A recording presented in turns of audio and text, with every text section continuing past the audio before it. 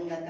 గుండెల్లో భయము, వేదన, ఇబ్బంది, నలిగిపోతున్న టైంలో సమాధానం ఇచ్చే దేవుడు, సైనికుడికి బలాన్ని ఇచ్చే దేవుడు, సైనికుడికి సమాధానం ఇచ్చే దేవుడు, సైనికుని యుద్ధంలో ఓడిపోకుండా ధైర్యముగా నిలబెట్టే దేవాది దేవుడు. దేవునికి మహిమ కలుగును గాక. హల్లెలూయా. యోహాను సువార్త 14:27 చూద్దాం. శాంతి మీకు అనుగ్రహించి వెళుచున్నాను, నా శాంతినే మీకు అనుగ్రహించుచున్నాను. లోకం ఇచ్చినట్లుగా నేను మీకు అనుగ్రహించుట లేదు. మీ హృదయములను కలవరపడనీయకుడి, బెరవనీయకుడి. దేవునికి స్తోత్రం. ఎట్టి భయము మీలో ఉండకుండా, ఎట్టిది మీరు ఆందోళన చెందకుండా, మీ గుండెలలో వేదన ఉండకుండా మీ గుండెలని భద్రపరచుకోండి. మీ గుండెల్లో సమాధానం ఇచ్చేవాడను. దేవునికి మహిమ కలుగుగాక. హల్లెలూయా. సమాధానం అంటే దేవునికి స్తోత్రం. దేవుడు గొప్ప ఆధిక్యతని, గొప్ప ధైర్యాన్ని 20వ అధ్యాయము యోహాను సువార్త 22వ మనం చూస్తే, దాగి ఉన్న వాళ్ళ దగ్గరికి వెళ్ళి వాళ్ళ గుండెలను ధైర్యపరిచిండు. అధైర్యంగా ఉన్న వాళ్ళని లేవనెత్తిండు, వాళ్ళని తయారు చేసిండు. లోకము తిరగరాసే విధంగా, లోకాన్ని తిప్పివేసే విధంగా వాళ్ళని శిష్యులుగా తయారు చేసిండు దేవాది దేవుడు. వాళ్ళు భయపడుతున్నా ఆ సమయంలో వారికి బాధ్యతను అప్పగించిండు.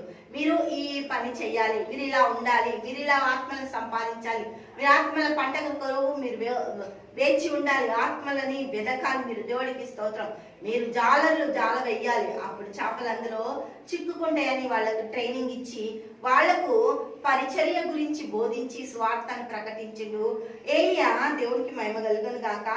ఎన్నో 17వ అధ్యాయంలో 18వ అధ్యాయం అంతట్లో కూడా మంచిగా అన్ని చేసిన తర్వాత దేవునికి మహిమ కలుగును గాక. 19వ అధ్యాయం వచ్చేసరికి యెజబెలు ఒక వార్త పంపించింది. ఏమనంటే, ఈ సాయంకాలం కల్లా నీ తల మీద హల్లెలూయా ఒక్క వెంటకు ఉండదు, నీ మొండెము నీకు హల్లెలూయా ఉండనే ఉండదు, రెండు వేరైపోతాయి అని చెప్పేసరికి చాలా భయపడిపోయిండు ఏలియా కదా. దేవునికి స్తోత్రం.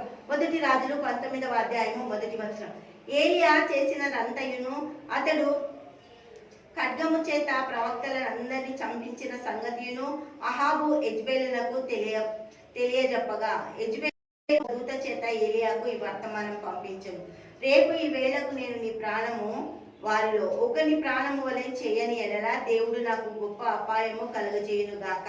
కాబట్టి అతడు ఈ సమాచారం తెలుసుకొని లేచి తన ప్రాణమును కాపాడుకున్నటకై పోయి యూదా సంబంధి అయిన బెర్షెబాకు చేరి అక్కడ ఉండమని తన దాసునితో చెప్పి, తాను ఒక దిన ప్రయాణం అరణ్యంలోనికి పోయి ఒక బదీర వృక్షం క్రింద ఆయనాపేక్ష గలవాడై, యెహోవా నా పితరుల కంటే నేను ఎక్కువ వాడను కాను, ఇంత మటుకు చాలు, నా ప్రాణం తీసుకో, నాతో అవ్వట్లేదు, నేను సైనికులు పని చేయలేను, నేను ఆయుధాలు మోయలేను, నేను యుద్ధానికి వెళ్ళలేను, భయంకరమైన ఉన్నాను, దేవానికి మహిమ కలుగును గాక, నన్ను మాత్రమే నువ్వు తీసుకో అంటే, దేవుడు పక్కన ఒక అప్పం పెట్టి, ఒక కుండలో కొన్ని నీళ్ళు పెట్టి, మళ్ళీ అప్పం పెట్టి, మళ్ళీ కుండలో నీళ్ళు పెట్టి లేపి, నీకు చాలా పని ఉంది, సైనికుడిగా నిలబడాలి, ఎన్నో ఆత్మలు రక్షించాలి, ఎన్నో రాజ్యాలను సంపాదించాలి, నువ్వు పోరాడాలి, బలం తెచ్చుకొని యుద్ధానికి వెళ్ళు అని ఈ యొక్క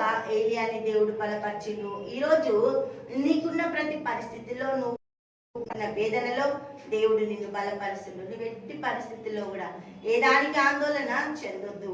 దేవాది దేవుడు నీ చేయి పట్టుకొని నడిపిస్తుండు. కాబట్టి అన్ని సమకూర్చి నీకు దీవెనలు అనుగ్రహించి ఆశీర్వాదాలతో, ఆరోగ్యంతో ప్రాణానికి కంచె వేస్తుండు. దేవుడికి మహిమ కలుగును గాక. హల్లెలూయా. తండ్రి యేసయ్యానికి వందనాలు, స్తోత్రాలు. గొప్ప దేవ, అద్భుతకరుడా, ఆశ్చర్యకరుడా, నీకే స్తుతులు స్తోత్రాలు చెల్లిస్తున్నాం. పరమ తండ్రి నీకు స్తోత్రం. దేవాని బిడ్డలు ప్రభా ఆందోళనలు, వేదనలు, ఇబ్బందులలో బాధపడుతున్న సమయంలో సమాధానం వారికి అనుగ్రహించి స్వార్థను ప్రకటించి వారిని ఆయన ఇతరులకు సాక్షి వల్ల నిలబెడుతున్నందుకు కృతజ్ఞతలు చెల్లిస్తూ యేసు నామంలో ప్రార్థిస్తున్నాము తండ్రి. ఆమేన్, ఆమేన్, ఆమేన్.